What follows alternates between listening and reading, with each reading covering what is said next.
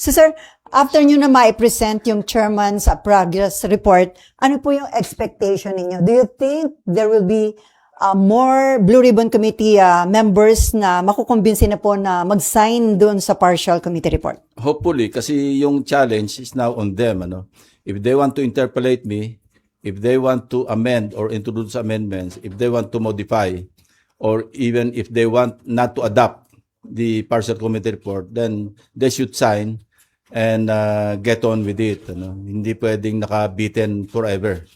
Kailangan talaga mayroong conclusion. Now, the reason why I delivered the chairman's progress report and I did it via a privilege speech, kasi hindi naman pwedeng buuin natin yung buong report kasi napakahaba.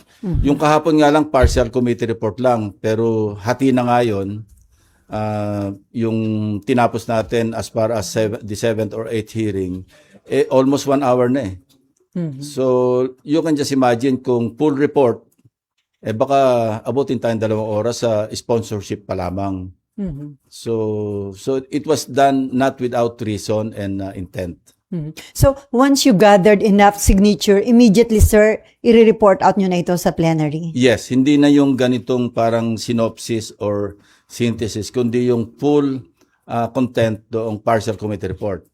Para na sa ganon, maging mas productive at saka mas exhaustive yung deliberation, yung interpellation. So we can decide once and for all, at least the majority members of the Senate, not just the committee members, kung ano yung portions na i-adapt, kung ano yung portions na i-delete, or i-adapt or i-delete altogether.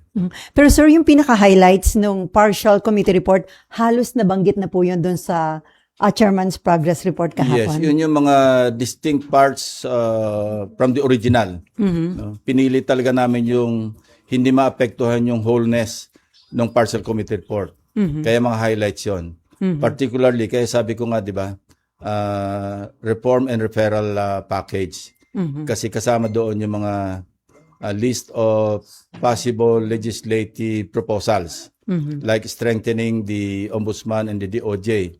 Sa ombudsman, kasi ako coming from my previous life as sa law enforcement or as a law enforcement officer, hindi lamang yung parang preventive or yung parang remedial, kundi kailangan meron din punitive na aspect.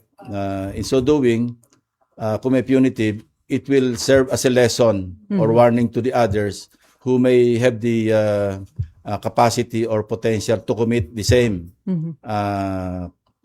crimes or the same misdemeanors. So sir, i-copy furnace nyo na ba yung ombudsman at DOJ o nag-request na ba sila ng copy? That is the next move.